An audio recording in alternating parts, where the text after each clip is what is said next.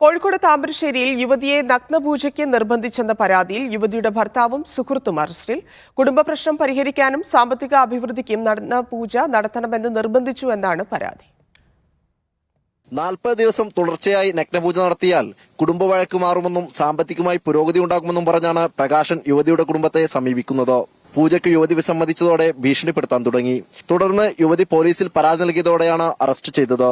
ഇയാൾ എന്നോട് പറയാണ്, മോളെ പ്രശ്നം എനിക്കല്ല, നിങ്ങളെ കുടുംബത്തിൽ ഇങ്ങനെ വിഷയം ഉണ്ടാവുന്നത് ഓന്റെ മേത്ത് രക്തരസസ് എന്ന് പറഞ്ഞ് സാന്നിധ്യമുണ്ട്, അതിനോണ്ടാണെന്ന് പറഞ്ഞ്. അപ്പൊ ഇയാള് പറയാണ് അതിനൊരു പൂജ വേണം, പൂജ എന്ന് പറയുന്നത് നഗ്നപൂജ വേണം. എനിക്ക് അങ്ങനെ നഗ്നപൂജ ചെയ്തിട്ട് എന്റെ മാപ്പിള നന്നാക്കണ്ട, പോയിക്കോട്ടെ, ഞാനും എന്റെ ജീവൻ പോക്കൂന്ന് ഞാൻ പറഞ്ഞു.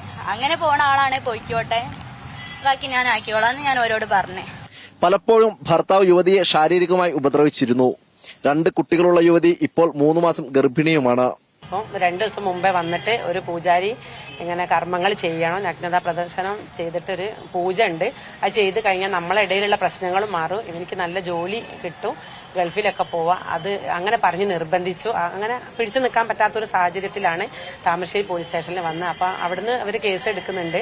അപ്പം നമ്മൾ വീട്ടിൽ വന്ന് എപ്പോഴും ഇവൻ പ്രശ്നമാണ്. അതുകൊണ്ട് തൽക്കാലം തന്നെ ഒരു ബന്ധുവീട്ടിലേക്ക് വരും, ഇവിടെ ഉമ്മയും കൂടി മാറി നിൽക്കുകയാണ് ചെയ്യുന്നത്. അപ്പൊ ചെറിയ കുഞ്ഞുങ്ങളാണ്, കൂടാതെ ഇപ്പം 3 മാസം ഗർഭിണിയാണെന്നാണ് പറഞ്ഞത്.